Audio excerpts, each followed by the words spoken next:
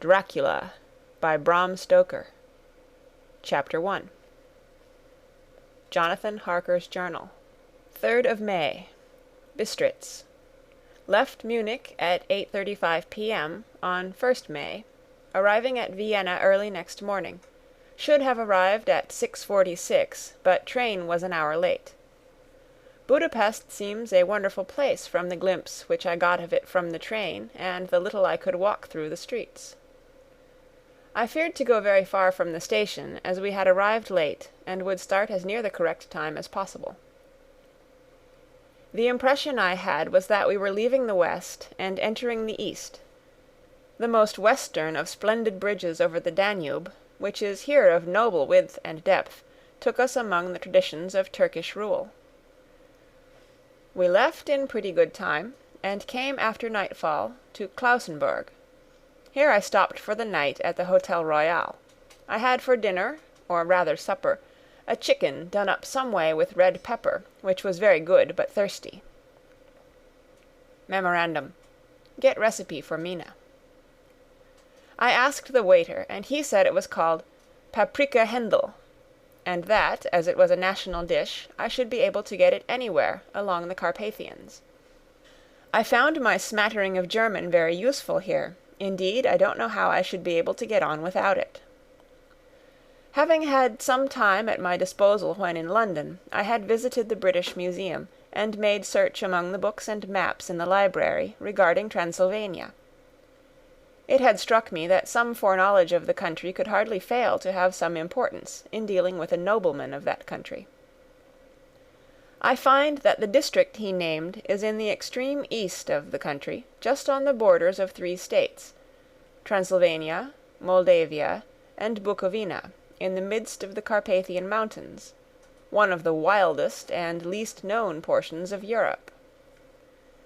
I was not able to light on any map or work giving the exact locality of the Castle Dracula, as there are no maps of this country as yet to compare with our own Ordnance Survey maps, but I found that Bistritz, the post town named by Count Dracula, is a fairly well-known place.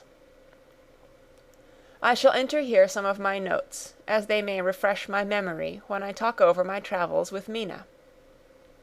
In the population of Transylvania there are 4 distinct nationalities: Saxons in the south, and mixed with them the Wallachs, who are the descendants of the Dacians, Magyars in the west, and Zekeles in the east and north. I am going among the latter, who claim to be descended from Attila and the Huns. This may be so, for when the Magyars conquered the country in the 11th century, they found the Huns settled in it. I read that every known superstition in the world is gathered into the horseshoe of the Carpathians, as if it were the centre of some sort of imaginative whirlpool. If so, my stay may be very interesting. Memorandum: I must ask the Count all about them. I did not sleep well, though my bed was comfortable enough, for I had all sorts of queer dreams. There was a dog howling all night under my window, which may have had something to do with it, or it may have been the paprika, for I had to drink up all the water in my carafe, and was still thirsty. Towards morning I slept, and was wakened by the continuous knocking at my door, so I guess I must have been sleeping soundly then. I had for breakfast more paprika, and a sort of porridge of maize flour, which they said was mamaliga, and eggplant stuffed with forcemeat, a very excellent dish, which they call impletata. Memorandum: get recipe for this also. I had to hurry breakfast, for the train started a little before 8, or rather it ought to have done so, for after rushing to the station at 7:30, I had to sit in the carriage for more than an hour before we began to move. It seems to me that the further east you go, the more unpunctual are the trains. What ought they to be in China? All day long we seemed to dawdle through a country which was full of beauty of every kind. Sometimes we saw little towns or castles on the top of steep hills, such as we see in old missals. Sometimes we ran by rivers and streams, which seemed from the wide stony margin on each side of them to be subject to great floods. It takes a lot of water, and running strong to sweep the outside edge of a river clear. At every station there were groups of people, sometimes crowds, and in all sorts of attire. Some of them were just like the peasants at home, or those I saw coming through France and Germany, with short jackets and round hats and homemade trousers, but others were very picturesque. The women looked pretty, except when you got near them, but they were very clumsy about the waist. They had all full white sleeves of some kind or other, and most of them had big belts with a lot of strips of something fluttering from them, like the dresses in a ballet, but of course there were petticoats under them. The strangest figures we saw were the Slovaks, who were more barbarian than the rest, with their big cowboy hats, great baggy, dirty white trousers, white linen shirts, and enormous heavy leather belts, nearly a foot wide, all studded over with brass nails. They wore high boots with their trousers tucked into them, and had long black hair and heavy black mustaches. They are very picturesque, but do not look prepossessing. On the stage they would be set down at once as some old Oriental band of brigands. They are, however, I am told, very harmless, and rather wanting in natural self-assertion. It was on the dark side of twilight when we got to Bistritz, which is a very interesting old place. Being practically on the frontier, for the Borgo Pass leads from it into Bukovina, it has had a very stormy existence, and it certainly shows marks of it. 50 years ago a series of great fires took place, which made terrible havoc on 5 separate occasions. At the very beginning of the 17th century it underwent a siege of 3 weeks, and lost 13,000 people, the casualties of war proper being assisted by famine and disease. Count Dracula had directed me to go to the Golden Krone Hotel, which I found, to my great delight, to be thoroughly old-fashioned, for of course I wanted to see all I could of the ways of the country.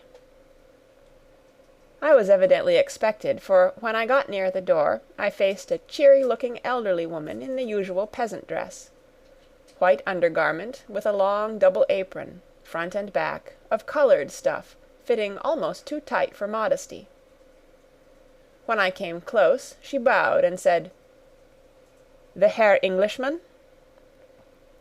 "Yes," I said, "Jonathan Harker." She smiled and gave some message to an elderly man in white shirt-sleeves, who had followed her to the door.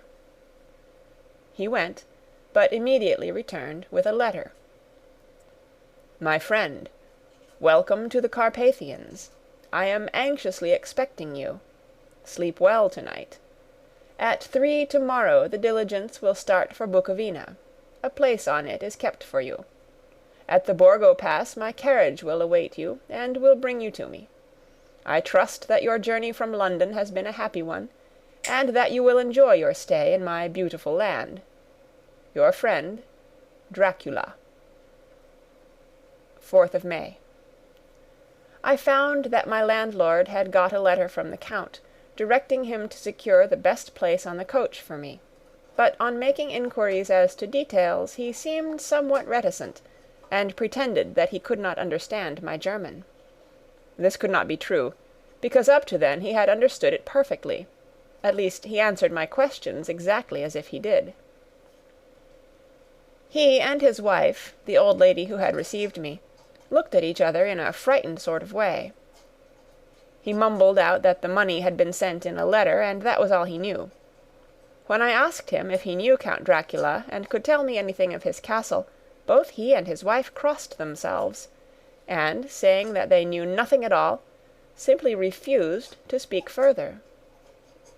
It was so near the time of starting that I had no time to ask anyone else, for it was all very mysterious, and not by any means comforting. Just before I was leaving, an old lady came up to my room, and said in a hysterical way, "Must you go? Oh, young Herr, must you go?"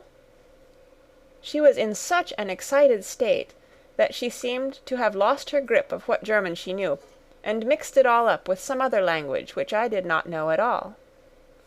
I was just able to follow her by asking many questions.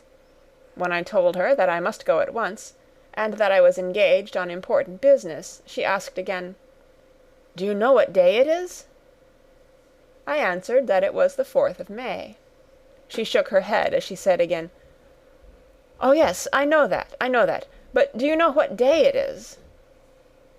On my saying that I did not understand, she went on, "It is the eve of St. George's Day. Do you not know that tonight, when the clock strikes midnight, all the evil things in the world will have full sway? Do you know where you are going, and what you are going to?" She was in such evident distress that I tried to comfort her, but without effect. Finally she went down on her knees and implored me not to go, at least to wait a day or two before starting. It was all very ridiculous, but I did not feel comfortable. However, there was business to be done, and I could allow nothing to interfere with it. I tried to raise her up, and said as gravely as I could that I thanked her, but my duty was imperative, and that I must go. She then rose and dried her eyes, and taking a crucifix from her neck, offered it to me. I did not know what to do, for, as an English churchman, I have been taught to regard such things as in some measure idolatrous, and yet it seemed so ungracious to refuse an old lady meaning so well, and in such a state of mind. She saw, I suppose, the doubt in my face, for she put the rosary round my neck and said, "For your mother's sake," and went out of the room.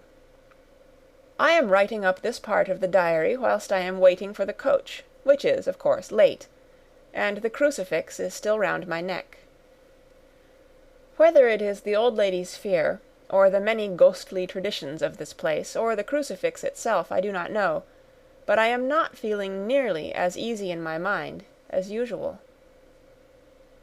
If this book should ever reach Mina before I do, let it bring my goodbye. Here comes the coach. 5th of May. The Castle. The grey of the morning has passed, and the sun is high over the distant horizon, which seems jagged, whether with trees or hills I know not, for it is so far off that big things and little are mixed.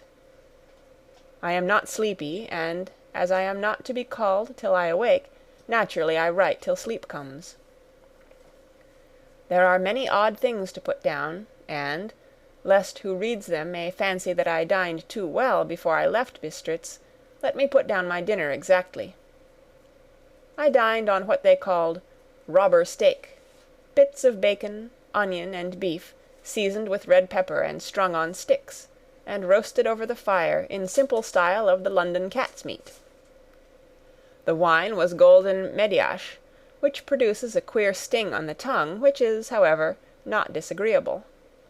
I had only a couple of glasses of this, and nothing else. When I got on the coach, the driver had not taken his seat, and I saw him talking to the landlady. They were evidently talking of me, for every now and then they looked at me, and some of the people who were sitting on the bench outside the door came and listened, and then looked at me, most of them pityingly. I could hear a lot of words often repeated, queer words, for there were many nationalities in the crowd, so I quietly got my polyglot dictionary from my bag and looked them out. I must say they were not cheering to me, for amongst them were Ordog, Satan, Pokol, Hell, Stregoica, Witch, Vrolak, and Vlkoslak. Both mean the same thing, one being Slovak and the other Servian for something that is either werewolf or vampire. Memorandum. I must ask the Count about these superstitions. When we started, the crowd round the inn door, which had by this time swelled to a considerable size, all made the sign of the cross, and pointed 2 fingers towards me. With some difficulty I got a fellow passenger to tell me what they meant. He would not answer at first, but on learning that I was English, he explained that it was a charm, or guard, against the evil eye. This was not very pleasant for me, just starting for an unknown place to meet an unknown man, but everyone seemed so kind-hearted, and so sorrowful, and so sympathetic, that I could not but be touched. I shall never forget the last glimpse which I had of the inn yard, and its crowd of picturesque figures, all crossing themselves, as they stood round the wide archway, with its background of rich foliage of oleander and orange trees in green tubs clustered in the centre of the yard. Then our driver, whose wide linen drawers covered the whole front of the box-seat, Gotza, they call them, cracked his big whip over his 4 small horses, which ran abreast, and we set off on our journey. I soon lost sight and recollection of ghostly fears in the beauty of the scene as we drove along, although had I known the language, or rather languages, which my fellow passengers were speaking, I might not have been able to throw them off so easily. Before us lay a green sloping land full of forests and woods, with here and there steep hills, crowned with clumps of trees or with farmhouses, the blank gable end to the road. There was everywhere a bewildering mass of fruit blossom, apple, plum, pear, cherry. And as we drove by I could see the green grass under the trees, spangled with the fallen petals. In and out amongst these green hills of what they call here the Mittelland ran the road, losing itself as it swept round the grassy curve, or was shut out by the straggling ends of pine woods, which here and there ran down the hillsides like tongues of flame. The road was rugged, but still we seemed to fly over it with a feverish haste. I could not understand then what the haste meant, but the driver was evidently bent on losing no time in reaching Borgo Prund. I was told that this road is in summer-time excellent, but that it had not yet been put in order after the winter snows. In this respect it is different from the general run of roads in the Carpathians, for it is an old tradition that they are not to be kept in too good order. Of old the hospodars would not repair them, lest the Turk should think that they were preparing to bring in foreign troops, and so hasten the war, which was always really at loading point. Beyond the green swelling hills of the Mittelland rose mighty slopes of forest up to the lofty steeps of the Carpathians themselves. Right and left of us they towered, with the afternoon sun falling full upon them, and bringing out all the glorious colours of this beautiful range, deep blue and purple in the shadows of the peaks, green and brown where grass and rock mingled, and an endless perspective of jagged rock and pointed crags, till these were themselves lost in the distance, where the snowy peaks rose grandly. Here and there seemed mighty rifts in the mountains, through which, as the sun began to sink, we saw now and again the white gleam of falling water. One of my companions touched my arm as we swept round the base of a hill, and opened up the lofty snow-covered peak of a mountain, which seemed, as we wound on our serpentine way, to be right before us. "Look, Istenzek, God's seat," and he crossed himself reverently. As we wound on our endless way, and the sun sank lower and lower behind us, the shadows of the evening began to creep round us. This was emphasized by the fact that the snowy mountain top still held the sunset, and seemed to glow out with a delicate cool pink. Here and there we passed Czechs and Slovaks, all in picturesque attire, but I noticed that goiter was painfully prevalent. By the roadside were many crosses, and as we swept by my companions all crossed themselves. Here and there was a peasant man or a woman, kneeling before a shrine, who did not even turn round as we approached, but seemed in the self-surrender of devotion to have neither eyes nor ears for the outer world. There were many things new to me. For instance, hay-ricks in the trees, and here and there very beautiful masses of weeping birch, their white stems shining like silver through the delicate green of the leaves.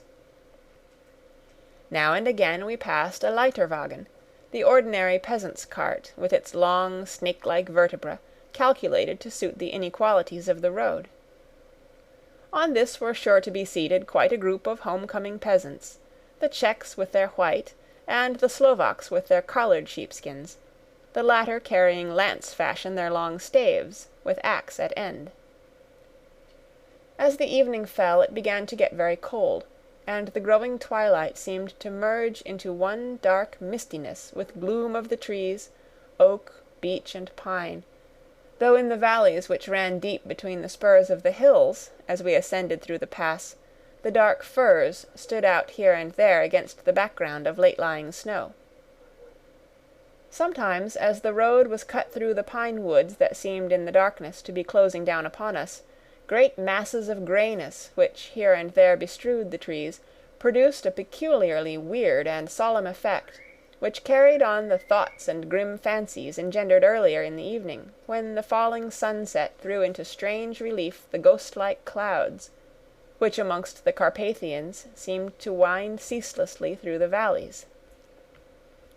Sometimes the hills were so steep that, despite our driver's haste, the horses could only go slowly. I wished to get down and walk up them as we do at home, but the driver would not hear of it. "No, no," he said, "you must not walk here. The dogs are too fierce." And then he added, with what he evidently meant for grim pleasantry, for he looked round to catch the approving smile of the rest, "And you may have enough of such matters before you go to sleep." The only stop he would make was a moment's pause to light his lamps. When it grew dark there seemed to be some excitement amongst the passengers, and they kept speaking to him, one after the other, as though urging him to further speed.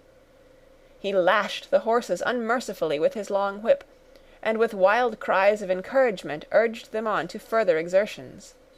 Then through the darkness I could see a sort of patch of grey light ahead of us, as though there were a cleft in the hills. The excitement of the passengers grew greater. The crazy coach rocked on its great leather springs, and swayed like a boat tossed on a stormy sea. I had to hold on. The road grew more level, and we appeared to fly along. Then the mountains seemed to come nearer to us on each side, and to frown down upon us. We were entering on the Borgo Pass. One by one several of the passengers offered me gifts, which they pressed upon me with an earnestness which would take no denial. These were certainly of an odd and varied kind, but each was given in simple good faith, with a kindly word and a blessing, and that same strange mixture of fear-meaning movements which I had seen outside the hole at Bistritz, the sign of the cross, and the guard against the evil eye. Then, as we flew along, the driver leaned forward, and on each side the passengers, craning over the edge of the coach, peered eagerly into the darkness. It was evident that something very exciting was either happening or expected, but though I asked each passenger, no one would give me the slightest explanation. This state of excitement kept on for some little time, and at last we saw before us the pass opening out on the eastern side. There were dark rolling clouds overhead, and in the air the heavy, oppressive sense of thunder. It seemed as though the mountain range had separated two atmospheres, and that now we had got into the thunderous one. I was now myself looking out for the conveyance which was to take me to the Count. Each moment I expected to see the glare of lamps through the blackness, but all was dark. The only light was the flickering rays of our own lamps, in which the steam from our hard-driven horses rose in a white cloud. We could see now the sandy road lying white before us, but there was on it no sign of a vehicle. The passengers drew back with a sigh of gladness, which seemed to mock my own disappointment. I was already thinking what I had best do, when the driver, looking at his watch, said to the others something which I could hardly hear, it was spoken so quietly, and in so low a tone. I thought it was, "An hour less than the time." Then, turning to me, he spoke in German worse than my own. "There is no carriage here. The Herr is not expected after all. He will now come on to Bukovina, and return to-morrow, or the next day, better the next day." Whilst he was speaking, the horses began to neigh and snort and plunge wildly, so that the driver had to hold them up.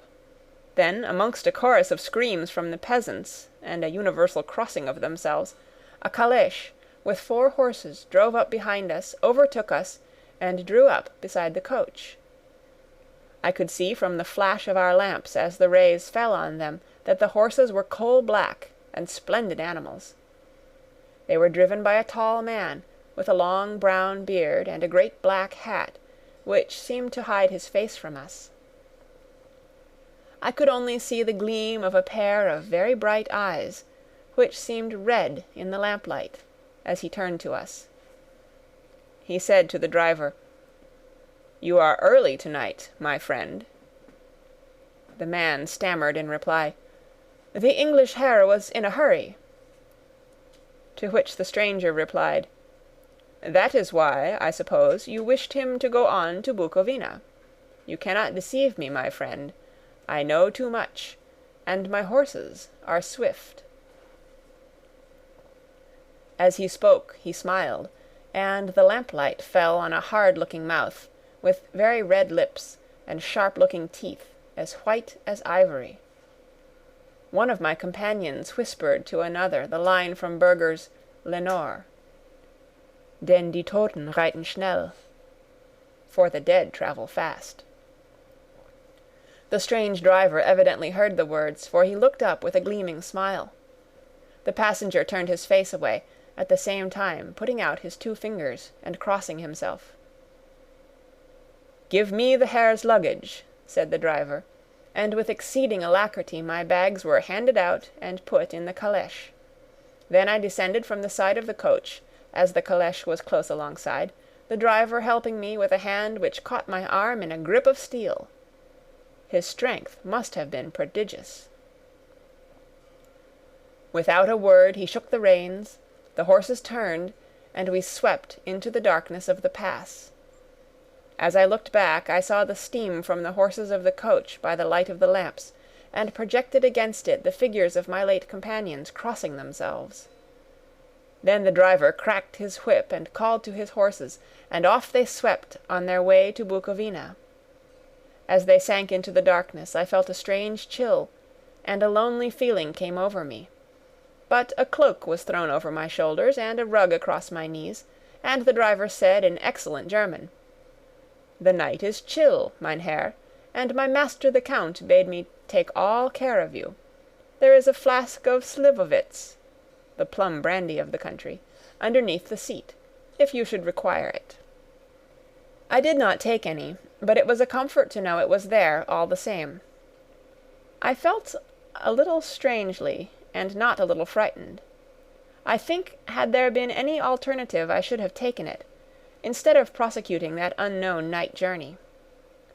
The carriage went at a hard pace straight along, then we made a complete turn, and went along another straight road.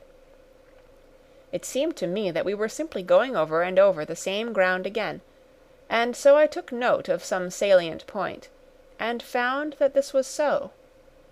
I would have liked to have asked the driver what this all meant, but I really feared to do so, for I thought that, placed as I was, any protest would have had no effect in case there had been an intention to delay.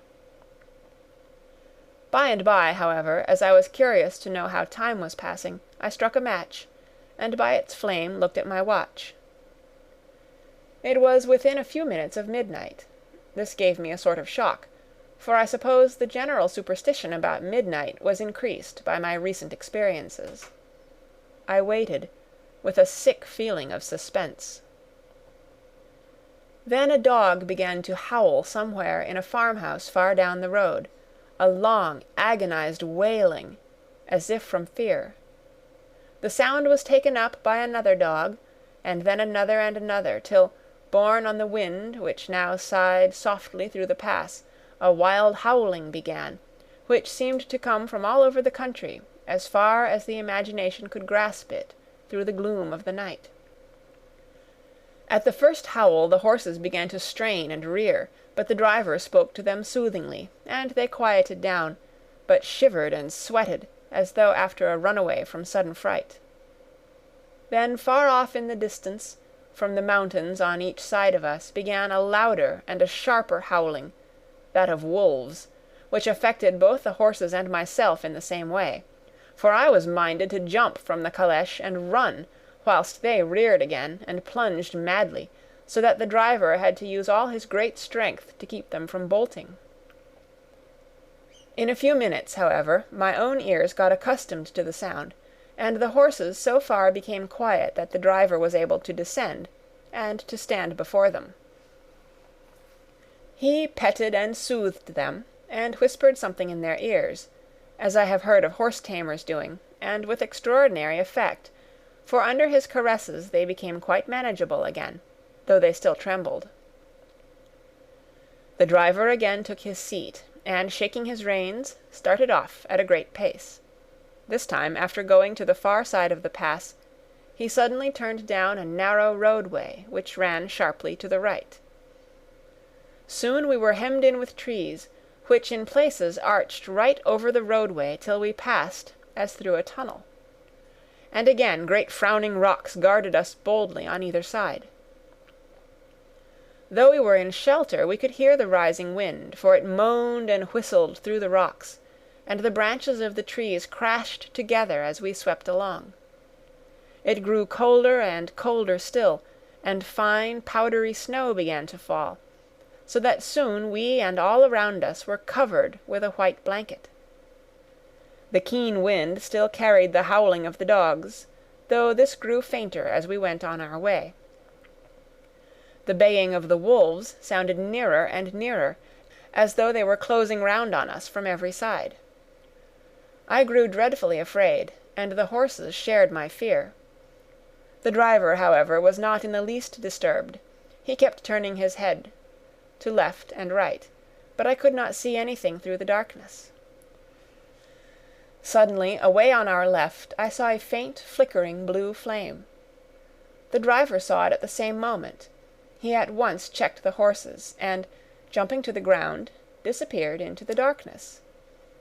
I did not know what to do, the less as the howling of the wolves grew closer, but while I wondered, the driver suddenly reappeared again, and without a word took his seat, and we resumed our journey.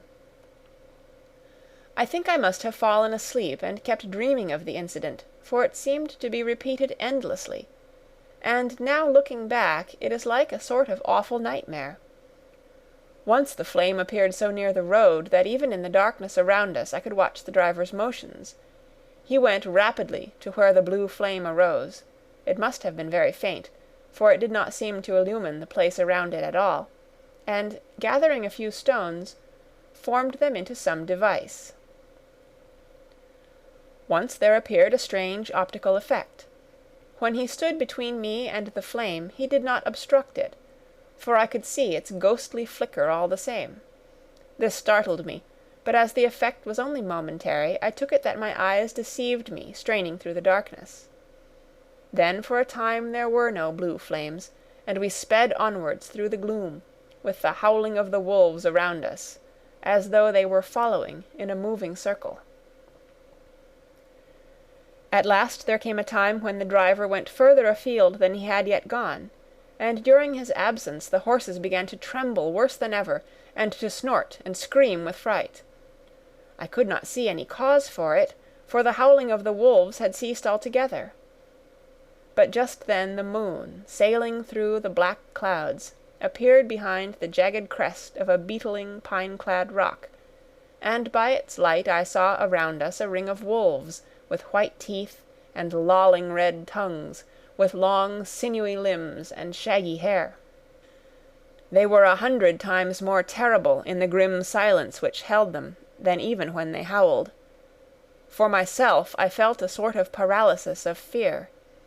It is only when a man feels himself face to face with such horrors that he can understand their true import. All at once the wolves began to howl as though the moonlight had had some peculiar effect on them. The horses jumped about and reared, and looked helplessly round with eyes that rolled in a way painful to see. But the living ring of terror encompassed them on every side, and they had perforce to remain within it. I called to the coachman to come, for it seemed to me that our only chance was to try to break out through the ring, and to aid his approach I shouted and beat the side of the calèche, hoping by the noise to scare the wolves from the side so as to give him a chance of reaching the trap. How he came there I know not, but I heard his voice raised in a tone of imperious command, and, looking towards the sound, saw him stand in the roadway. As he swept his long arms, as though brushing aside some impalpable obstacle, the wolves fell back, and back further still. Just then a heavy cloud passed across the face of the moon, so that we were again in darkness. When I could see again, the driver was climbing into the calèche, and the wolves disappeared. This was all so strange and uncanny that a dreadful fear came upon me, and I was afraid to speak or move. The time seemed interminable as we swept on our way, now in almost complete darkness, for the rolling clouds obscured the moon.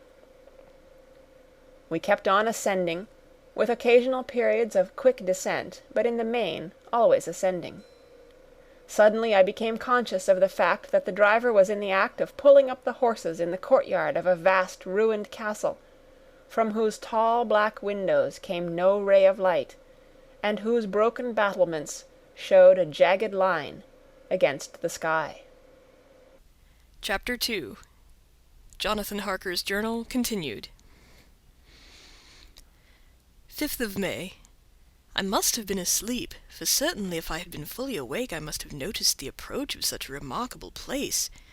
In the gloom the courtyard looked of considerable size, and as several dark ways led from it under great round arches, it perhaps seemed bigger than it really is. I have not yet been able to see it by daylight. When the calèche stopped, the driver jumped down and held out his hand to assist me to alight. Again I could not but notice his prodigious strength.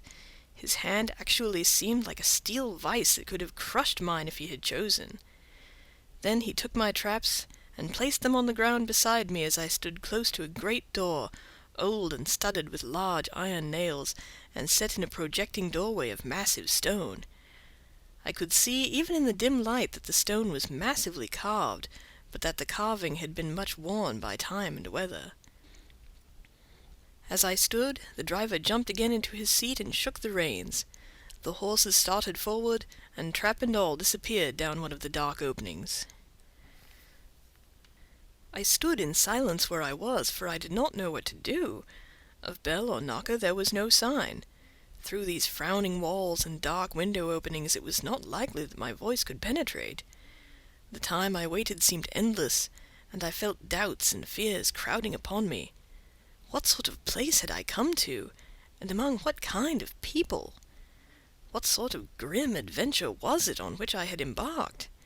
Was this a customary incident in the life of a solicitor's clerk, sent out to explain the purchase of a London estate to a foreigner? Solicitor's clerk. Mina would not like that. Solicitor, for just before leaving London I got word that my examination was successful and I am now a full-blown solicitor. I began to rub my eyes and pinch myself to see if I were awake. It all seemed like a horrible nightmare to me, and I expected that I should suddenly awake and find myself at home, with the dawn struggling in through the windows, as I had now and again felt in the morning after a day of overwork. But my flesh answered the pinching test, and my eyes were not to be deceived. I was indeed awake and among the Carpathians. All I could do now was to be patient and to wait the coming of morning. Just as I had come to this conclusion I heard a heavy step approaching behind the great door, and I saw through the chinks the gleam of a coming light. Then there was the sound of rattling chains and the clanking of massive bolts drawn back. A key was turned with the loud grating noise of long disuse, and the great door swung back.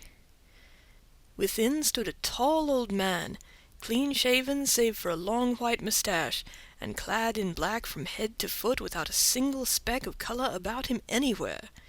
He held in his hand an antique silver lamp, in which the flame burned without a chimney or globe of any kind, throwing long, quivering shadows as it flickered in the draught of the open door.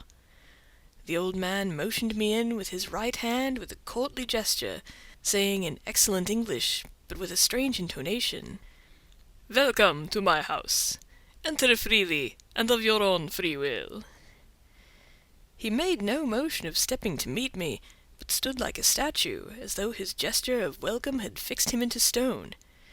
The instant, however, that I had stepped over the threshold, he moved impulsively forward, and holding out his hand, grasped mine with a strength which made me wince, an effect which was not lessened by the fact that it seemed cold as ice, more like the hand of a dead than a living man. Again he said, "Welcome to my house. Enter freely, go safely, and leave something of the happiness you bring." The strength of the handshake was so much akin to what I had noticed in the driver, whose face I had not seen, that for a moment I doubted if it were not the same person to whom I was speaking. So to make sure, I said interrogatively, "Count Dracula?" He bowed in a courtly way as he replied, "I am Dracula, and I bid you welcome, Mr. Harker, to my house. Come in. The night air is chill, and you must need to eat and rest." As he was speaking, he put the lamp on a bracket on the wall, and stepping out, took my luggage. He had carried it in before I could forestall him. I protested, but he insisted. "Nay, sir, you are my guest. It is late, and my people are not available. Let me see to your comfort myself." He insisted on carrying my traps along the passage, and then up a great winding stair, and along another great passage, on whose stone floor our steps rang heavily. At the end of this he threw open a heavy door, and I rejoiced to see within a well-lit room in which a table was spread for supper, and on whose mighty hearth a great fire of logs, freshly replenished, flamed and flared. The Count halted, putting down my bags, closed the door, and crossing the room opened another door, which led into a small octagonal room lit by a single lamp, and seemingly without a window of any sort. Passing through this, he opened another door, and motioned me to enter. It was a welcome sight, for here was a great bedroom well lighted and warmed by another log fire, also added to but lately, for the top logs were fresh, which sent a hollow roar up the wide chimney. The Count himself left my luggage inside and withdrew, saying, before he closed the door, "You will need, after your journey, to refresh yourself by making your toilette. I trust you will find all you wish. When you are ready, come into the other room, where you will find your supper prepared." The light and warmth of the Count's courteous welcome seemed to have dissipated all my doubts and fears. Having then reached my normal state, I discovered that I was half famished with hunger, so making a hasty toilette, I went into the other room. I found supper already laid out. My host, who stood on one side of the great fireplace, leaning against the stonework, made a graceful wave of his hand toward the table and said, "I pray you be seated and sup how you please. You will, I trust, excuse me that I do not join you, but I have dined already, and I do not sup." I handed to him the sealed letter which Mr. Hawkins had entrusted to me. He opened it and read it gravely. Then, with a charming smile, he handed it to me to read. One passage of it at least gave me a thrill of pleasure. "I must regret that an attack of gout, from which malady I am a constant sufferer, forbids absolutely any travelling on my part for some time to come. But I am happy to say I can send a sufficient substitute, one in whom I have every possible confidence. He is a young man, full of energy and talent in his own way, and of a very faithful disposition. He is discreet and silent, and has grown into manhood in my service. He shall be ready to attend on you when you will during his stay, and shall take your instructions in all matters." The Count himself came forward and took off the cover of a dish, and I fell to at once on an excellent roast chicken. This, with some cheese and a salad and a bottle of old Tokay, of which I had 2 glasses, was my supper. During the time I was eating it, the Count asked me many questions as to my journey, and I told him by degrees all I had experienced. By this time I had finished my supper, and by my host's desire had drawn up a chair by the fire and begun to smoke a cigar which he offered me, at the same time excusing himself that he did not smoke. I had now an opportunity of observing him, and found him of a very marked physiognomy. His face was a very strong aquiline, with high bridge of the thin nose and peculiarly arched nostrils, and with lofty domed forehead and hair growing scantily round the temples but profusely elsewhere. His eyebrows were very massive, almost meeting over the nose, and with bushy hair that seemed to curl in its own profusion. The mouth, so far as I could see it under the heavy moustache, was fixed and rather cruel-looking, with peculiarly sharp white teeth. These protruded over the lips, whose remarkable ruddiness showed astonishing vitality in a man of his years. For the rest, his ears were pale, and at the tops extremely pointed. The chin was broad and strong, and the cheeks firm though thin. The general effect was one of extraordinary pallor. Hitherto I had noticed the backs of his hands as they lay on his knees in the firelight, and they had seemed rather white and fine, but seeing them now close to me I could not but notice that they were rather coarse, broad with squat fingers. Strange to say, there were hairs in the centre of the palm. The nails were long and fine and cut to a sharp point. As the Count leaned over me and his hands touched me, I could not repress a shudder. It may have been that his breath was rank, but a horrible feeling of nausea came over me, which, do what I would, I could not conceal. The Count, evidently noticing it, drew back, and with a grim sort of smile, which showed more than he had yet done of his protuberant teeth, sat himself down again on his own side of the fireplace. We were both silent for a while, and as I looked towards the window I saw the first dim streak of the coming dawn. There seemed a strange stillness over everything, but as I listened, I heard as if from down below in the valley the howling of many wolves. The Count's eyes gleamed, and he said, "Listen to them, the children of the night, what music they make." Seeing, I suppose, some expression in my face strange to him, he added, "Ah, sir, you dwellers in the city cannot enter into the feelings of the hunter." Then he rose and said, "But you must be tired. Your bedroom is all ready, and tomorrow you shall sleep as late as you will. I have to be away till the afternoon, so sleep well and dream well." With a courteous bow he opened for me himself the door of the octagonal room, and I entered my bedroom. I am all in a sea of wonders. I doubt. I fear. I think strange things which I dare not confess to my own soul. God keep me, if only for the sake of those dear to me. 7th of May. It is again early morning, but I have rested and enjoyed the last 24 hours. I slept till late in the day and awoke of my own accord. When I had dressed myself, I went into the room where we had supped, and found a cold breakfast laid out, with coffee kept hot by the pot being placed on the hearth. There was a card on the table, on which was written, "I have to be absent for a while. Do not wait for me. D." I set to and enjoyed a hearty meal. When I had done, I looked for a bell, so that I might let the servants know I had finished, but I could not find one. There are certainly odd deficiencies in the house, considering the extraordinary evidences of wealth which are round me. The table service is of gold, and so beautifully wrought that it must be of immense value. The curtains and upholstery of the chairs and sofas, and the hangings of my bed are of the costliest and most beautiful fabrics, and must have been of fabulous value when they were made, for they are centuries old, though in excellent order. I saw something like them in Hampton Court, but they were worn and frayed and moth-eaten. But still, in none of the rooms is there a mirror. There is not even a toilette glass on my table, and I had to get the little shaving glass from my bag before I could either shave or brush my hair. I have not yet seen a servant anywhere, or heard a sound near the castle, except the howling of wolves. Some time after I had finished my meal, I do not know whether to call it breakfast or dinner, for it was between 5 and 6 o'clock when I had it, I looked about for something to read, for I did not like to go about the castle until I had asked the Count's permission. There was absolutely nothing in the room, book, newspaper, or even writing materials, so I opened another door in the room and found a sort of library. The door opposite mine I tried, but found locked. In the library I found to my great delight a vast number of English books, whole shelves full of them, and bound volumes of magazines and newspapers. A table in the centre was littered with the English magazines and newspapers, though none of them were of very recent date. The books were of the most varied kind: history, geography, politics, political economy, botany, geology, law, all relating to England and the English life and customs and manners.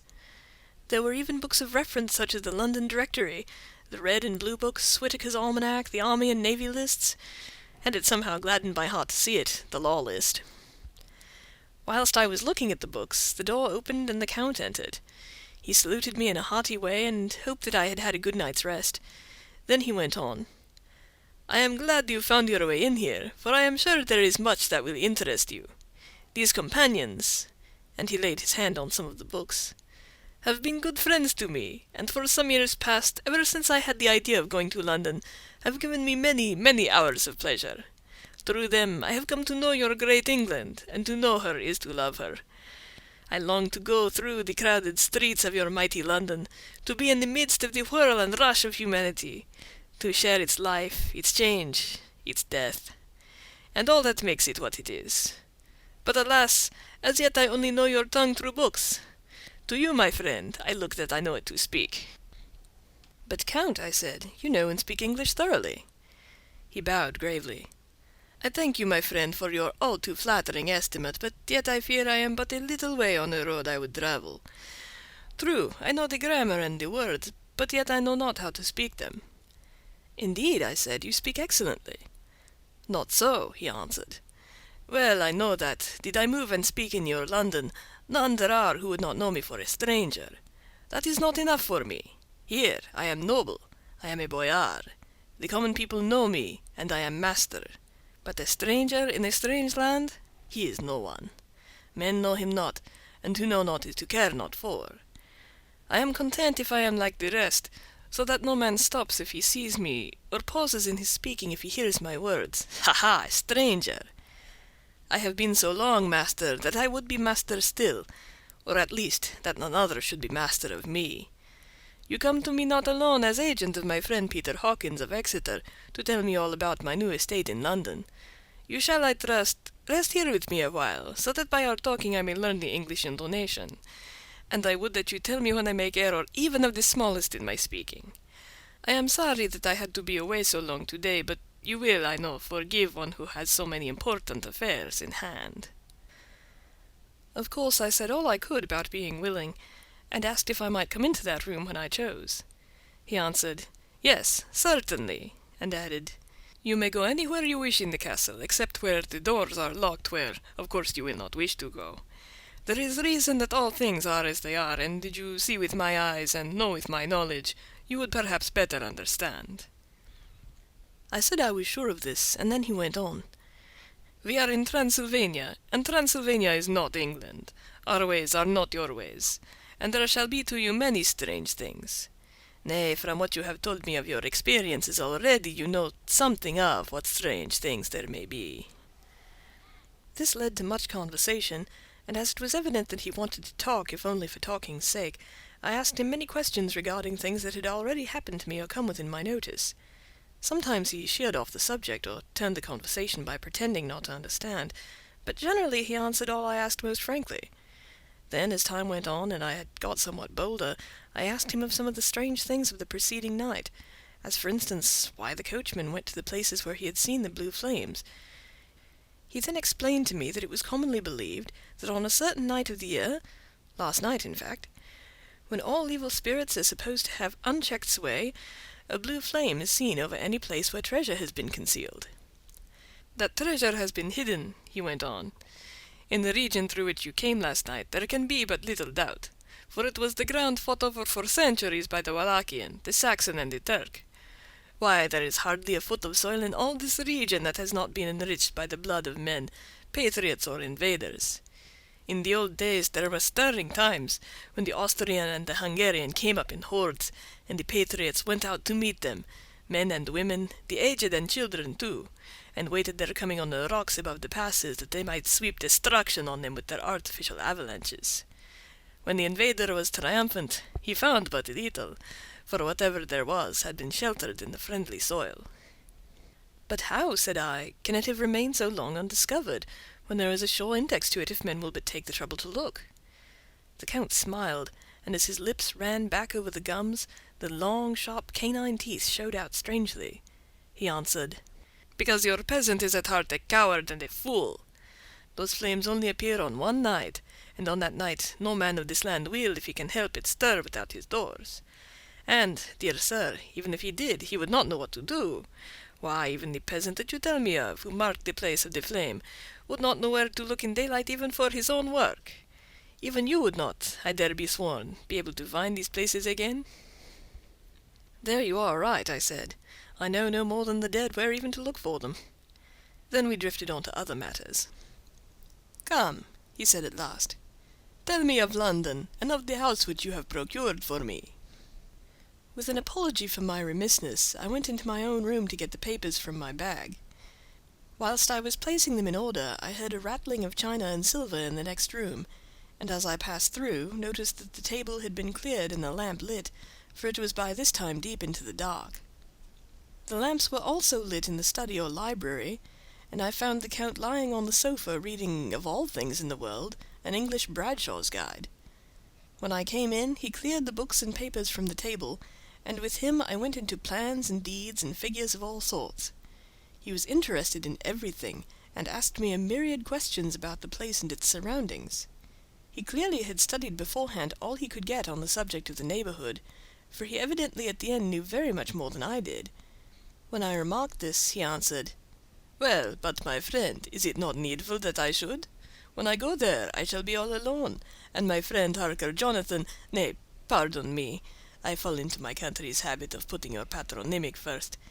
My friend, Jonathan Harker, will not be by my side to correct and aid me.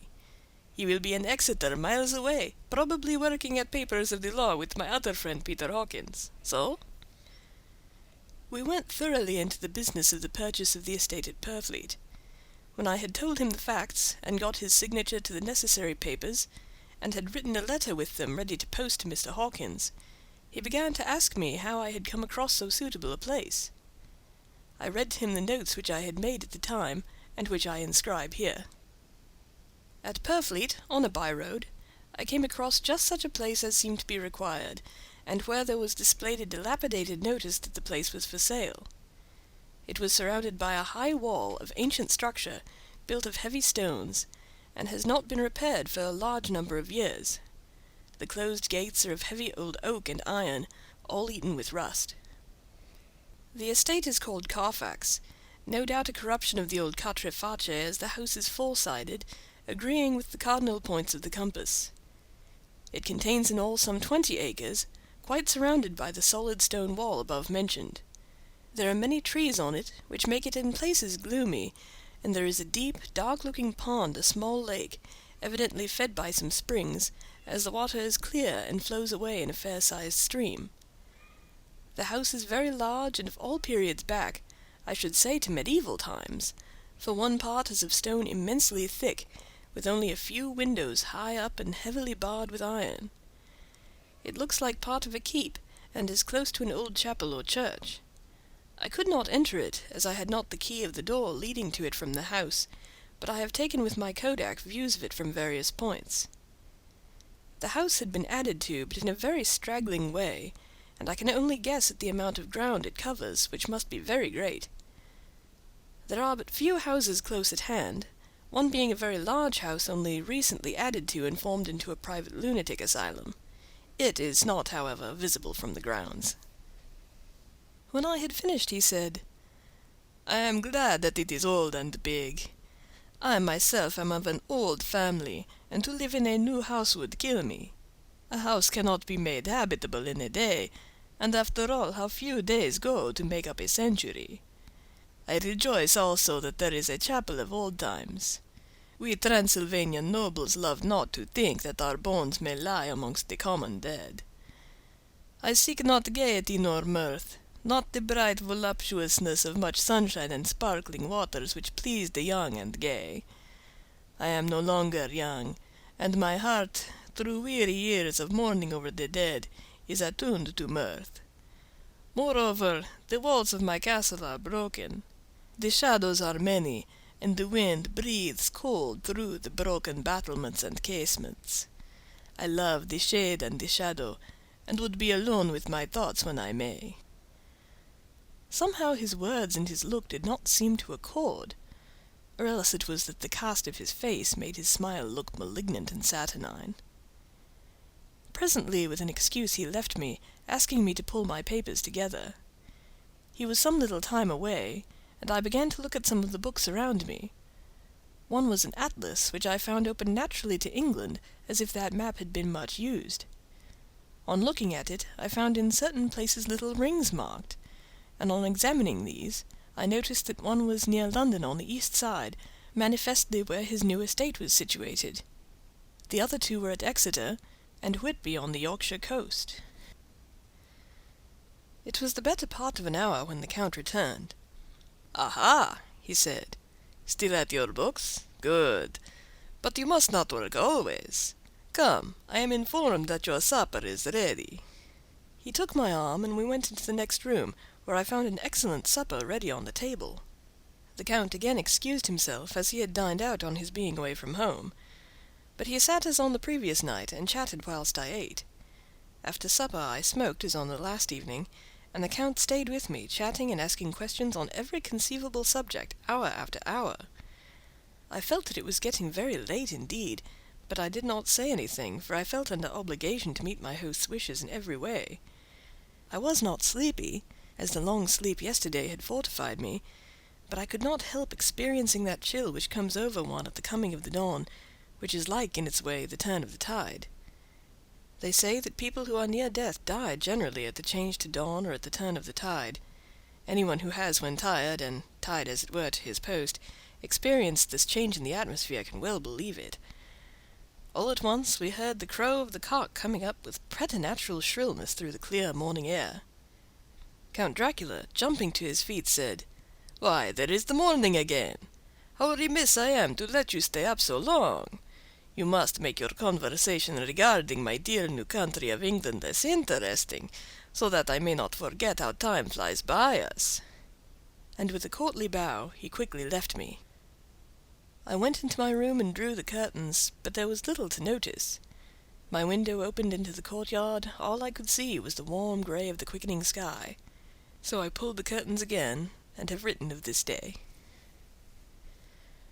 8th of May.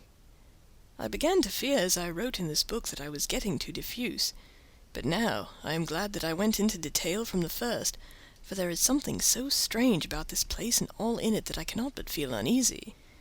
I wish I was safe out of it, or that I had never come.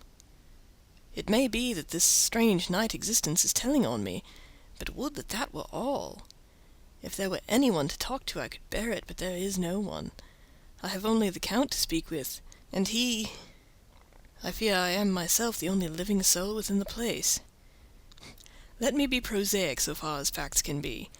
It will help me to bear up, and imagination must not run riot with me. If it does, I am lost. Let me say at once how I stand, or seem to. I only slept a few hours when I went to bed, and feeling that I could not sleep any more, got up. I had hung my shaving glass by the window, and was just beginning to shave. Suddenly I felt a hand on my shoulder, and heard the Count's voice saying to me, "Good morning." I started, for it amazed me that I had not seen him, since the reflection of the glass covered the whole room behind me. In starting I had cut myself slightly, but did not notice it at the moment. Having answered the Count's salutation, I turned to the glass again to see how I had been mistaken. This time there could be no error, for the man was close to me, and I could see him over my shoulder, but there was no reflection of him in the mirror. The whole room behind me was displayed, but there was no sign of a man in it, except myself. This was startling, and coming on top of so many strange things, was beginning to increase that vague feeling of uneasiness which I always have when the Count is near. But at the instant I saw that the cut had bled a little, and the blood was trickling over my chin. I laid down the razor, turning as I did so half round to look for some sticking plaster. When the Count saw my face, his eyes blazed with a sort of demoniac fury, and he suddenly made a grab at my throat. I drew away, and his hand touched the string of beads which held the crucifix. It made an instant change in him, for the fury passed so quickly that I could hardly believe that it was ever there. "Take care," he said. "Take care how you cut yourself. It is more dangerous than you think in this country." Then, seizing the shaving-glass, he went on, "And this is the wretched thing that has done the mischief. It is a foul bauble of man's vanity. Away with it!" And opening the window with one wrench of his terrible hand, he flung out the glass, which was shattered into 1,000 pieces on the stones of the courtyard far below. Then he withdrew without a word. It is very annoying, for I do not see how I am to shave, unless in my watch-case or the bottom of the shaving-pot, which is fortunately of metal. When I went into the dining-room, breakfast was prepared, but I could not find the Count anywhere, so I breakfasted alone. It is strange that as yet I have not seen the Count eat or drink. He must be a very peculiar man. After breakfast I did a little exploring in the castle. I went out on the stairs and found a room looking towards the south. The view was magnificent, and from where I stood there was every opportunity of seeing it. The castle is on the very edge of a terrific precipice. A stone falling from the window would fall 1,000 feet without touching anything. As far as the eye can reach is a sea of green treetops, with occasionally a deep rift where there is a chasm. Here and there are silver threads where the rivers wind in deep gorges through the forests. But I am not in heart to describe beauty, for when I had seen the view I explored further. Doors, doors, doors everywhere, and all locked and bolted. In no place save from the windows and the castle walls is there an available exit. The castle is a veritable prison, and I am a prisoner. Chapter 3. Jonathan Harker's Journal, continued. When I found that I was a prisoner, a sort of wild feeling came over me. I rushed up and down the stairs, trying every door and peering out of every window I could find. But after a little, the conviction of my helplessness overpowered all other feelings. When I look back after a few hours, I think I must have been mad for the time, for I behaved much as a rat does in a trap. When, however, the conviction had come to me that I was helpless, I sat down quietly as I have ever done anything in my life, and began to think over what was best to be done. I am thinking still, and as yet have come to no definite conclusion. Of one thing only am I certain, that it is no use making my ideas known to the Count. He knows well that I am imprisoned, and as he has done it himself, and has doubtless his own motives for it, he would only deceive me if I trusted him fully with the facts. So far as I can see, my only plan will be to keep my knowledge and my fears to myself, and my eyes open. I am, I know, either being deceived, like a baby, by my own fears, or else I am in desperate straits, and if the latter be so, I need, and shall need, all my brains to get through. I had hardly come to this conclusion when I heard the great door below shut, and knew that the Count had returned. He did not come at once into the library, so I went cautiously to my own room and found him making the bed. This was odd, but only confirmed what I had all along thought, that there are no servants in the house. When later I saw him through the chink of the hinges of the door laying the table in the dining-room, I was assured of it. For if he does himself all these menial offices, surely it is proof that there is no one else in the castle. It must have been the Count himself who was the driver of the coach that brought me here. This is a terrible thought. For if so, what does it mean that he could control the wolves as he did, by only holding up his hand for silence? How was it that all the people at Bistritz and on the coach had some terrible fear for me? What meant the giving of the crucifix, of the garlic, of the wild rose, of the mountain ash? Bless that good woman who hung the crucifix round my neck, for it is a comfort and a strength to me whenever I touch it. It is odd that a thing which I have been taught to regard with disfavour and as idolatrous should in a time of loneliness and trouble be of help. Is it that there is something in the essence of the thing itself, or that it is a medium, a tangible help, in conveying memories of sympathy and comfort? Sometime, if it may be, I must examine this matter and try to make up my mind about it. In the meantime I must find out all I can about Count Dracula, as it may help me to understand. Tonight he may talk of himself, if I turned the conversation that way. I must be very careful, however, not to awake his suspicion. Midnight. I've had a long talk with the Count. I asked him a few questions on Transylvania history, and he warmed up to the subject wonderfully.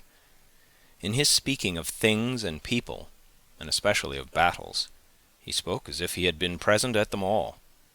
This he afterwards explained by saying that to a boyar the pride of his house and name is his own pride, that their glory is his glory, that their fate is his fate.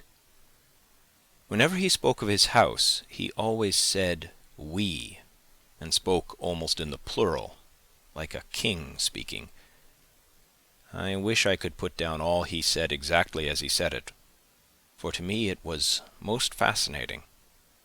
It seemed to have in it a whole history of the country. He grew excited as he spoke, and walked about the room pulling his great white moustache, and grasping anything on which he laid his hands, as though he would crush it by main strength. One thing he said, which I shall put down as nearly as I can, for it tells in its way the story of his race.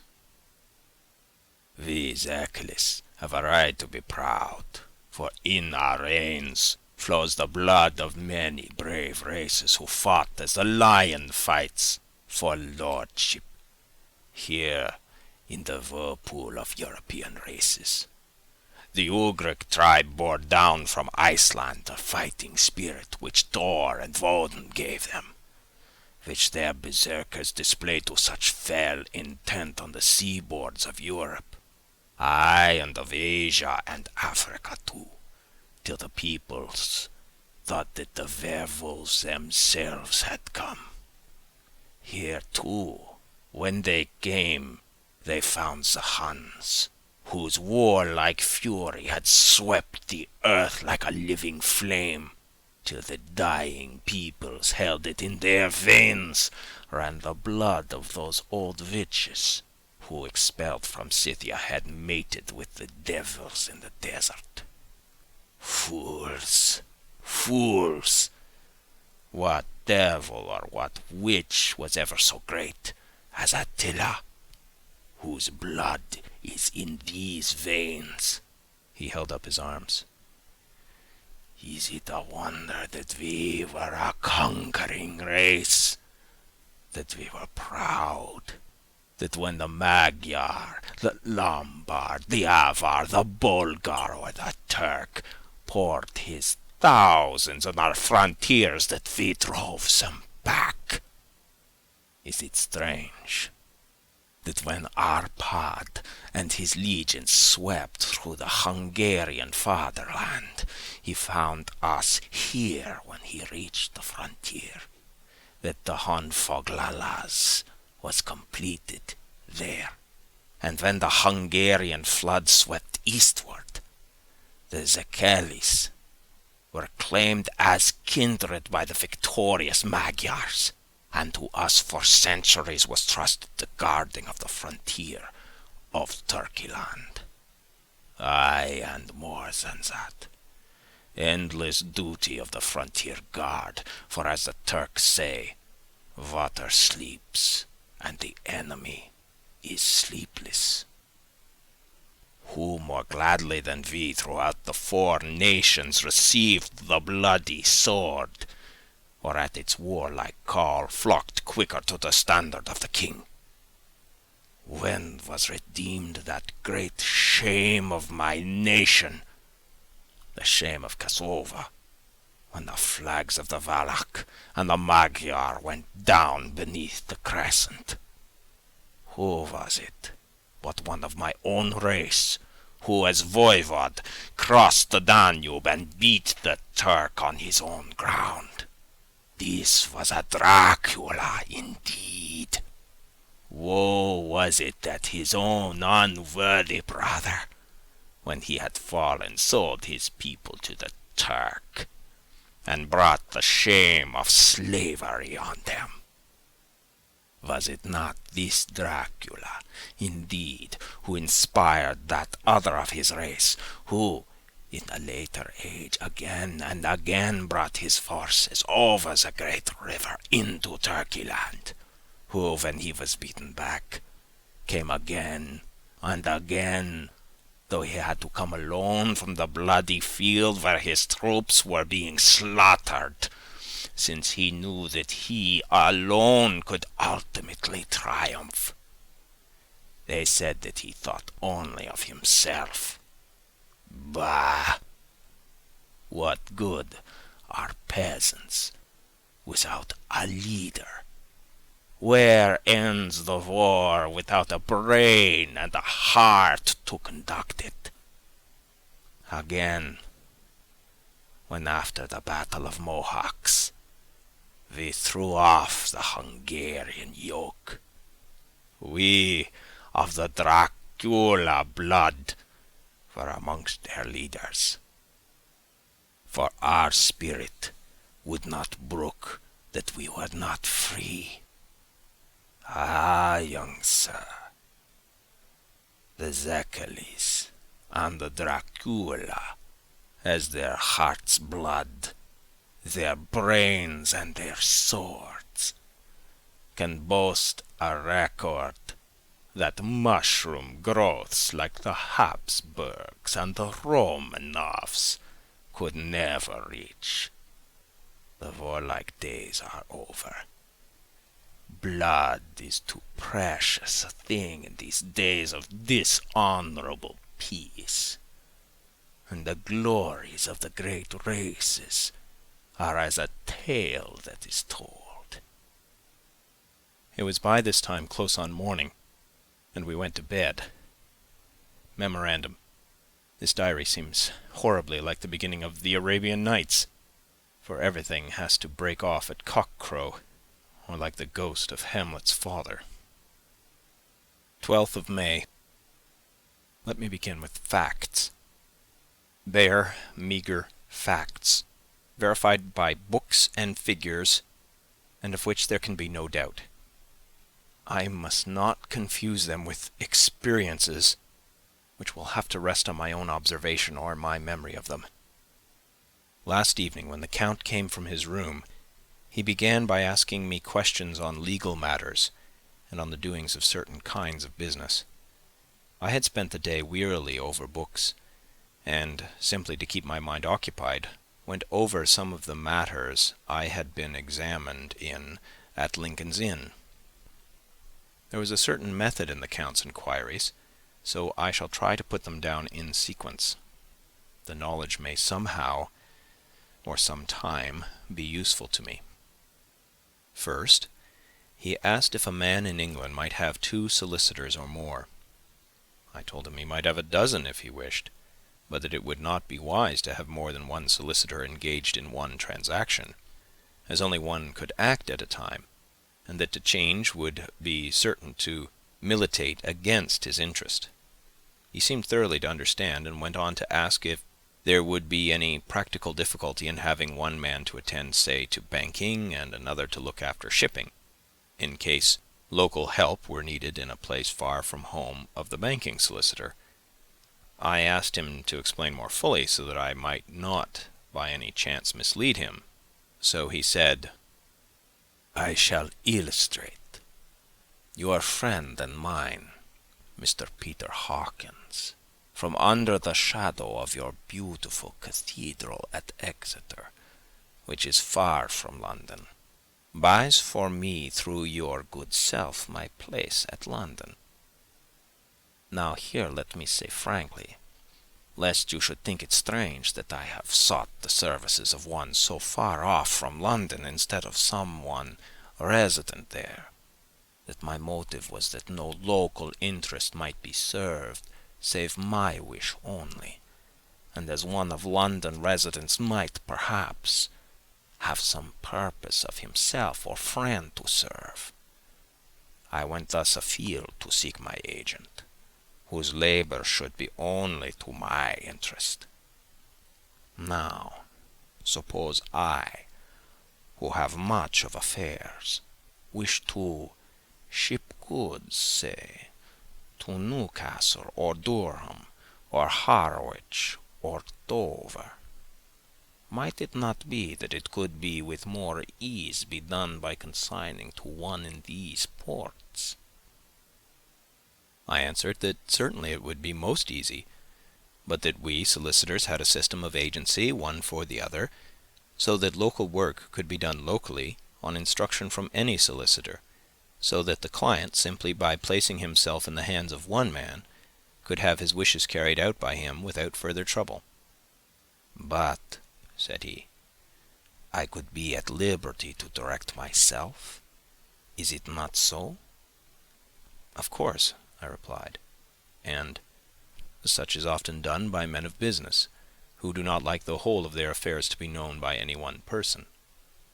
"Good," he said, and then went on to ask about the means of making consignments and the forms to be gone through, and of all sorts of difficulties which might arise, but by forethought could be guarded against.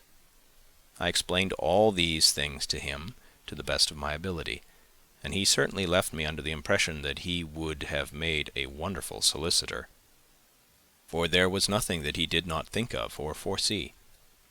For a man who was never in the country, and who did not evidently do much in the way of business, his knowledge and acumen were wonderful.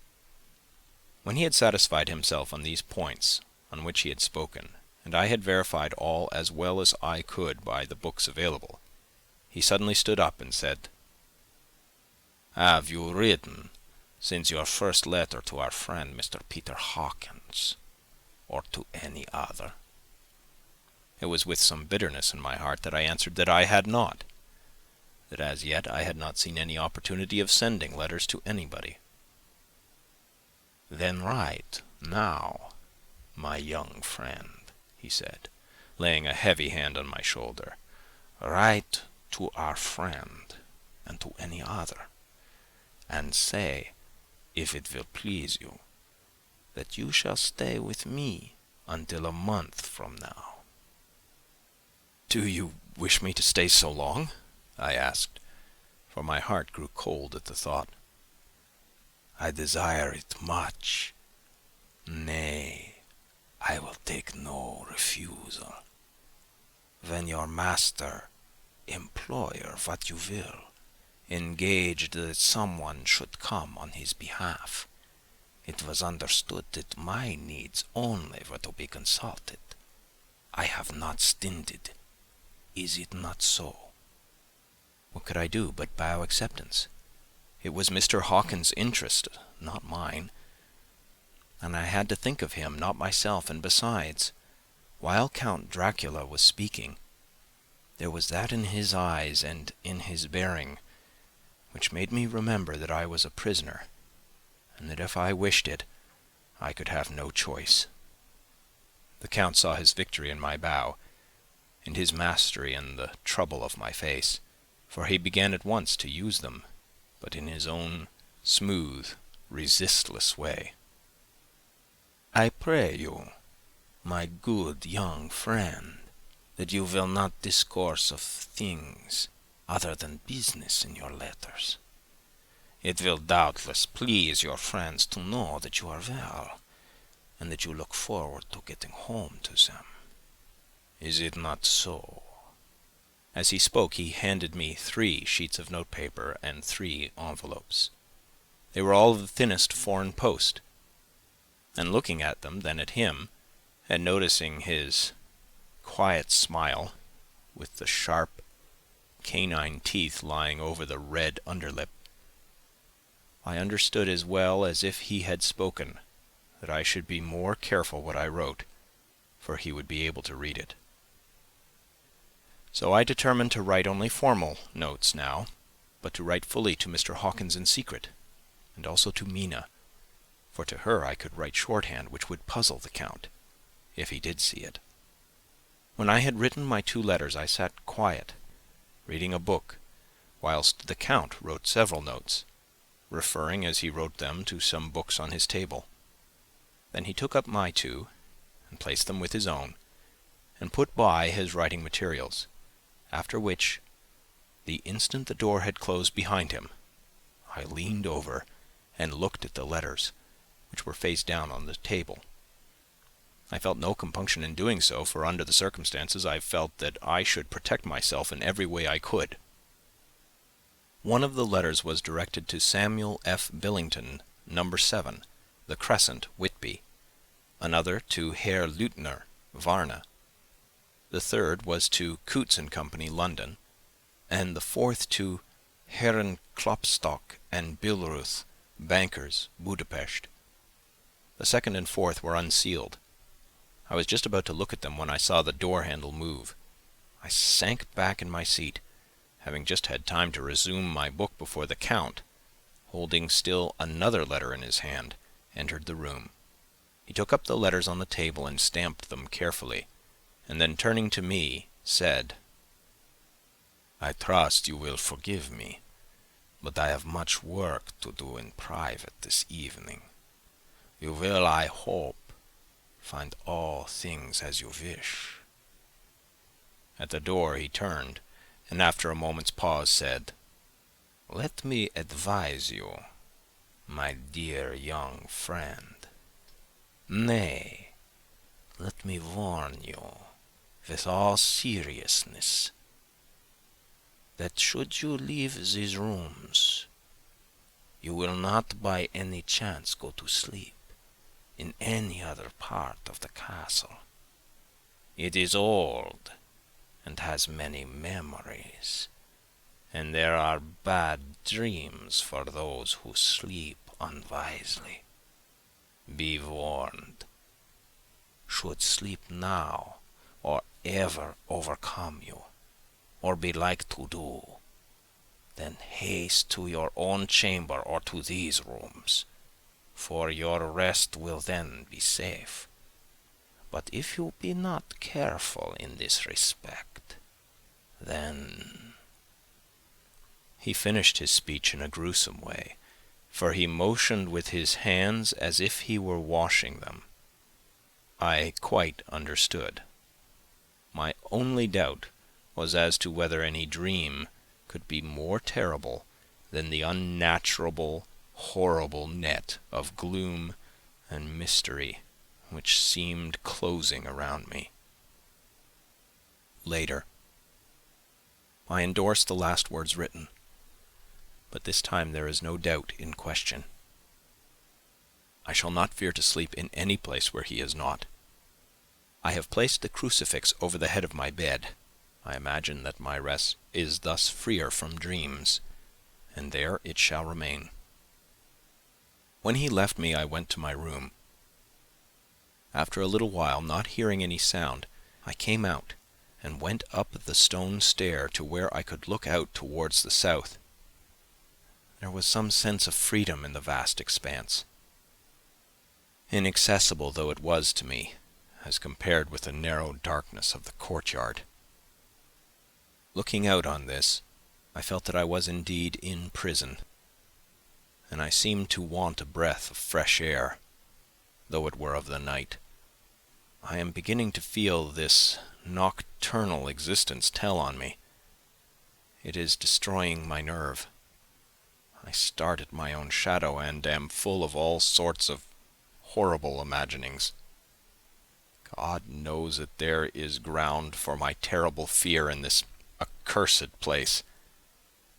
I looked out over the beautiful expanse, bathed in soft yellow moonlight, till it was almost as light as day. In the soft light, the distant hills became melted, and the shadows in the valleys and gorges of velvety blackness. The mere beauty seemed to cheer me.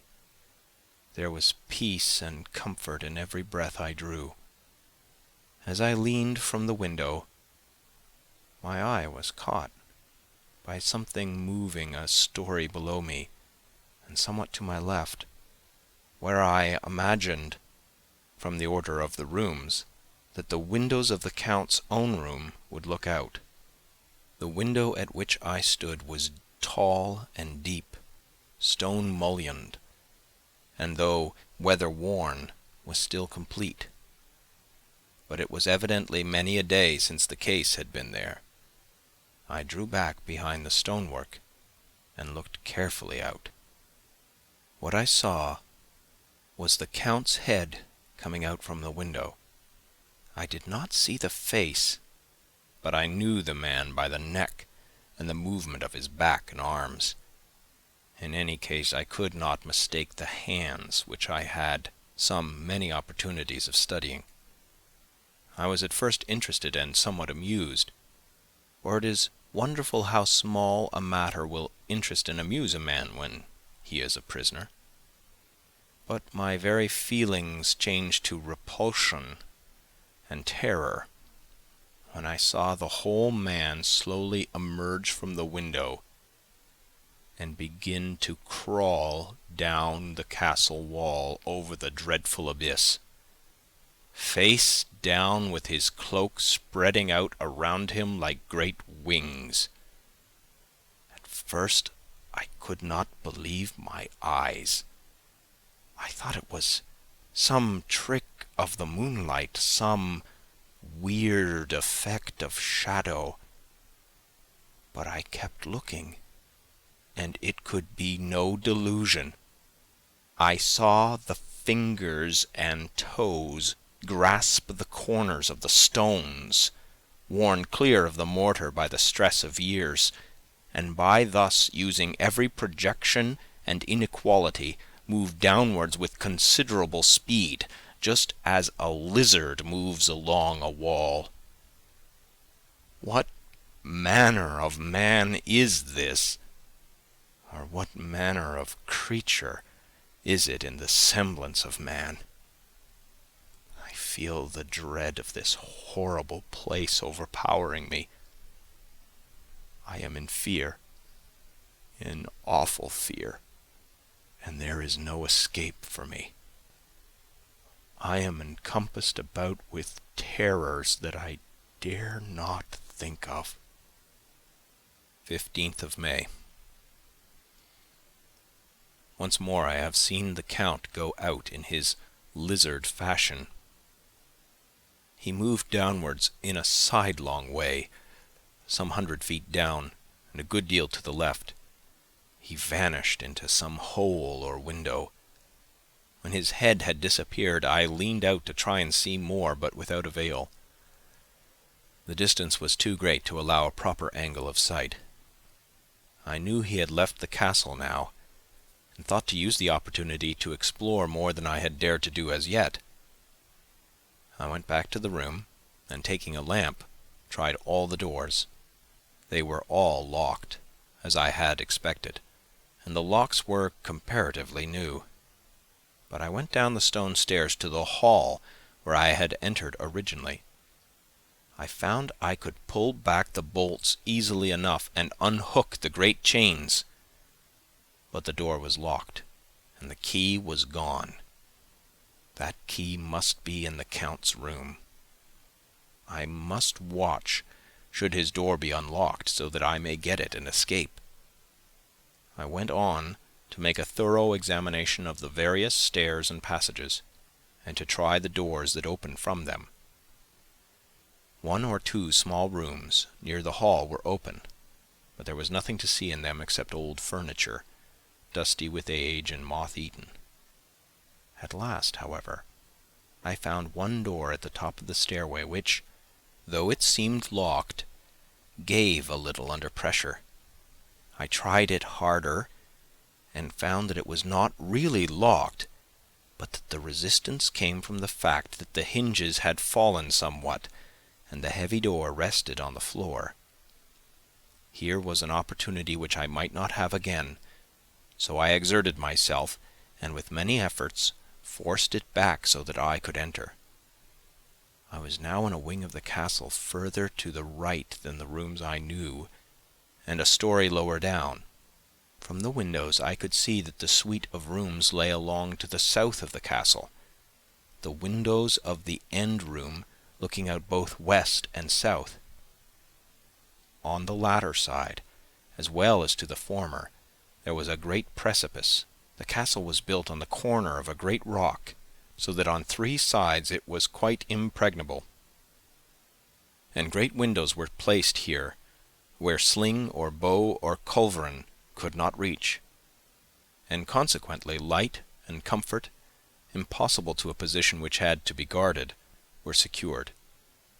To the west was a great valley, and then rising far away, great jagged mountain fastnesses, rising peak on peak, the sheer rock studded with mountain ash and thorn, whose roots clung in cracks and crevices and crannies of the stone. This was evidently the portion of the castle occupied by the ladies in bygone days, for the furniture had more an air of comfort than any I had seen. The windows were curtainless, and the yellow moonlight, flooding in through the diamond panes, enabled one to see even colours, whilst it softened the wealth of dust which lay over all and disguised in some measure the ravages of time and moth. My lamp seemed to be of little effect in the brilliant moonlight, but I was glad to have it with me, for there was a dreadful loneliness in the place which chilled my heart and made my nerves tremble. Still, it was better than living alone in the rooms which I had come to hate from the presence of the Count, and after trying a little to school my nerves, I found a soft quietude come over me. Here I am, sitting at a little oak table, where in old times possibly some fair lady sat to pen, with much thought and many blushes, her ill-spelt love-letter, and writing in my diary in shorthand all that has happened since I closed it last. It is the 19th century, up to date with a vengeance, and yet, unless my senses deceive me, the old centuries had, and have, powers of their own, which mere modernity cannot kill. Later, the morning of 16th May. God preserve my sanity, for to this I am reduced.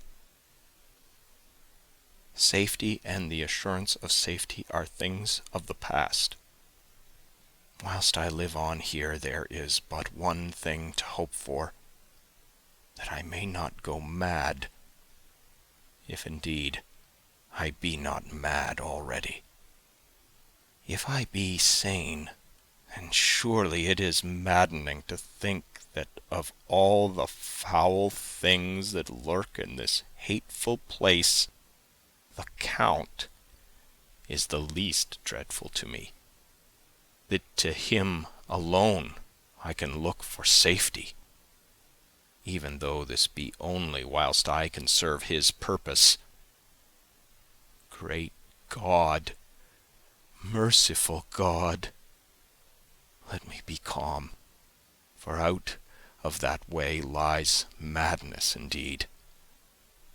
I begin to get new lights on certain things which have puzzled me. Up to now I never quite knew what Shakespeare meant when he made Hamlet say, "My tablets, quick, my tablets, 'tis meet that I put it down," etc. For now, feeling as though my own brain were unhinged, or as if the shock had come which must end in its undoing, I turn to my diary for repose. The habit of entering accurately must help to soothe me. The Count's mysterious warning frightened me at the time. It frightens me more now when I think of it, for in the future he has a fearful hold upon me. I shall fear to doubt what he may say.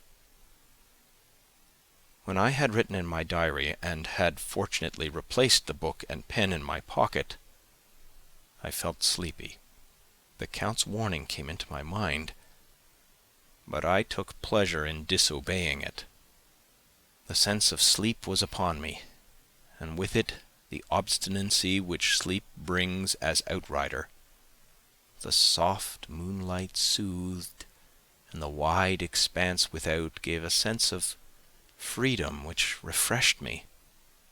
I determined not to return tonight to the gloom-haunted rooms, but to sleep here, where of old ladies had sat and sung and lived sweet lives, whilst their gentle breasts were sad for their menfolk away in the midst of remorseless wars. I drew a great couch out of its place near the corner, so that as I lay I could look at the lovely view to east and south, and unthinking of and uncaring for the dust, compose myself for sleep. I suppose I must have fallen asleep.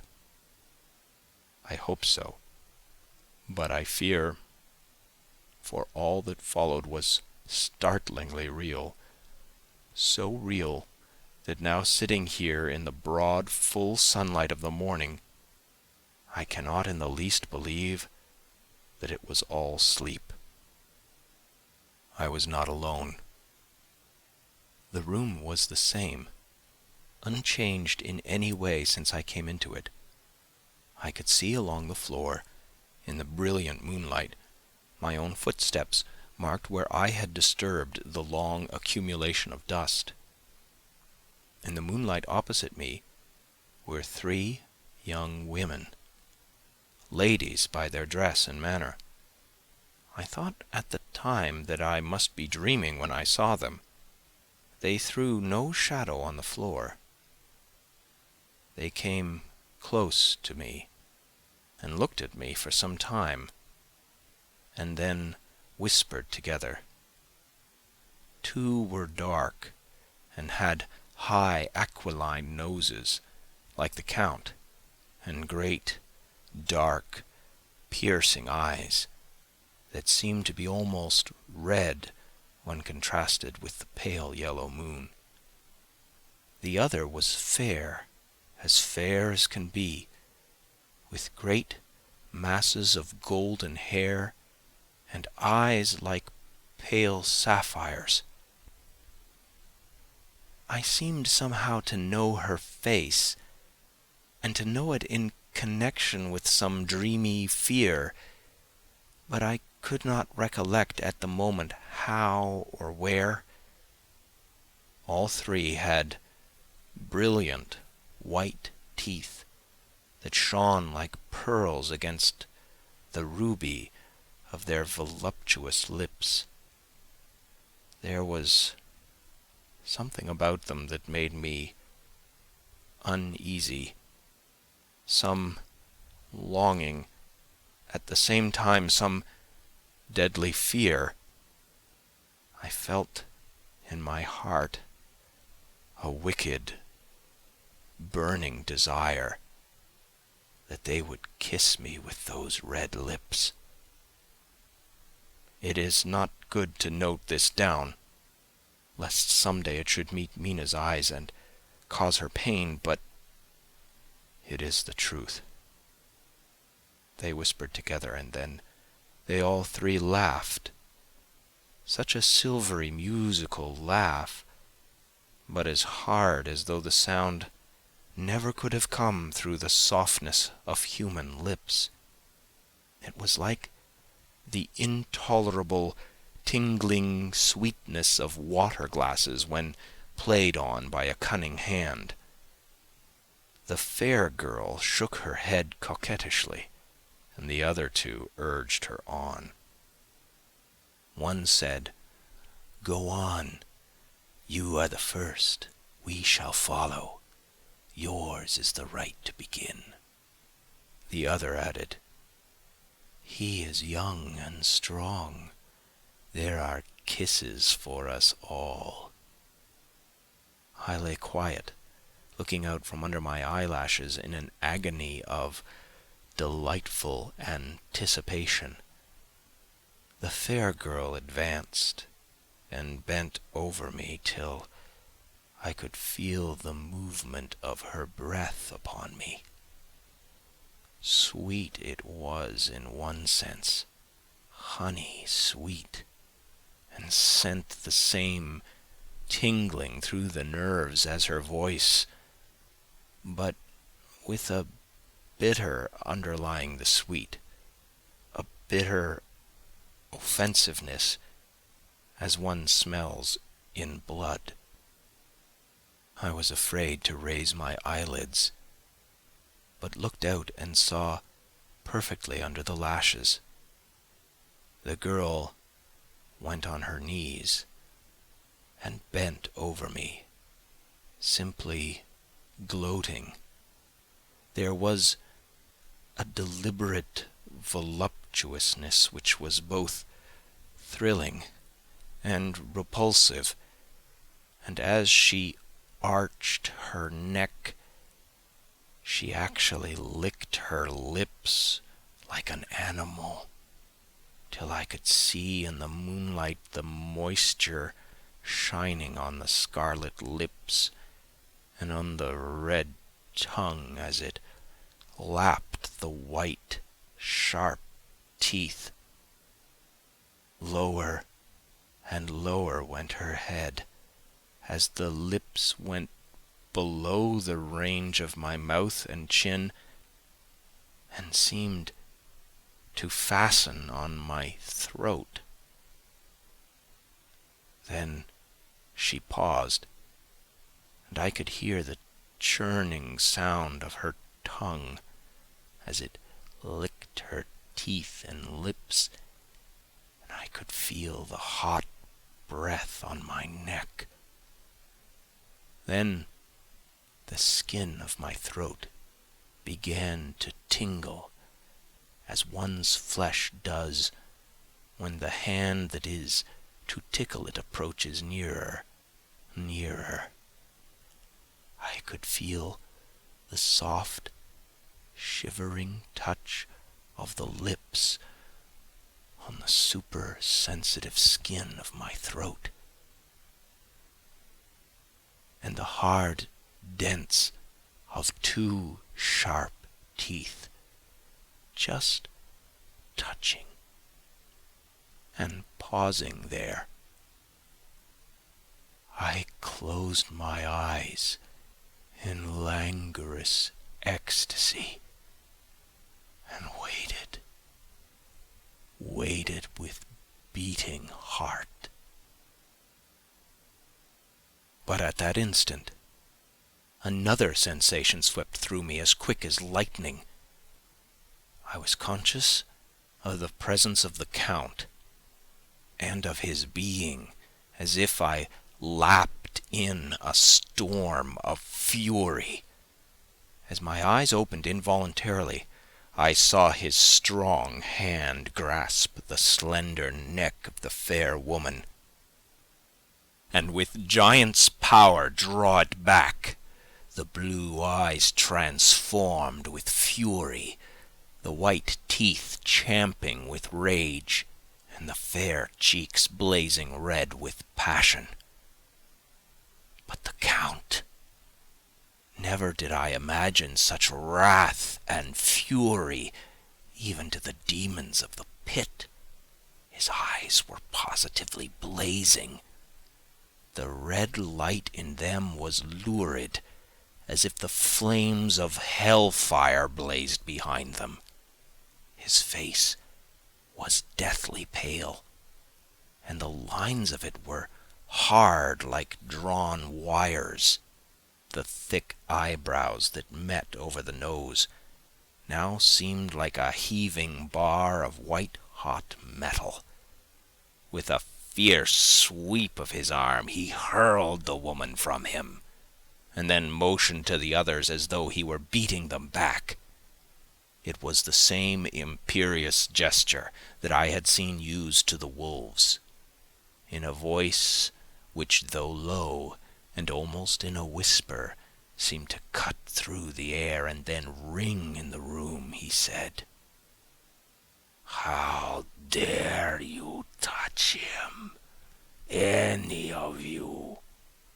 How dare you cast eyes on him when I have forbidden it?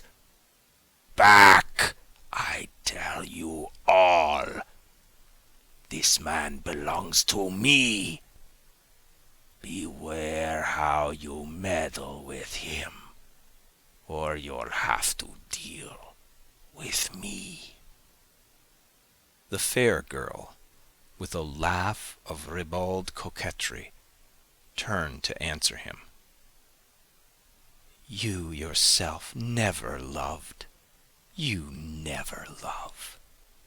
On this the other women joined, and such a mirthless, hard, soulless laughter rang through the room that it almost made me faint to hear.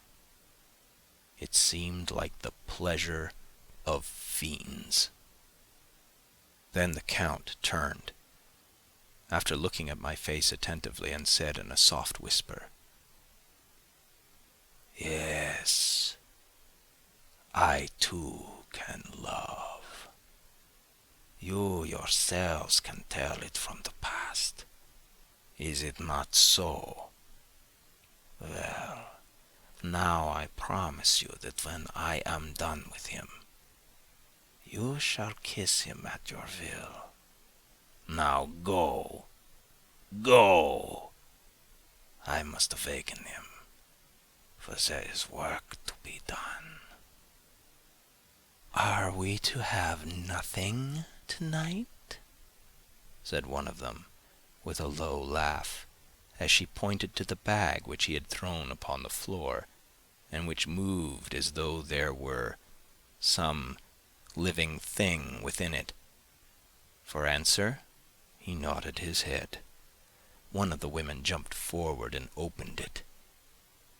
If my ears did not deceive me, there was a gasp and a low wail as of a half-smothered child. The women closed round, whilst I was aghast with horror. But as I looked, they disappeared, and with them that dreadful bag. There was no door near them, and they could not have passed me without my noticing. They simply seemed to fade into the rays of the moonlight and pass out through the window, for I could see outside the dim, shadowy forms for a moment before they entirely faded away. Then the horror overcame me, and I sank down unconscious.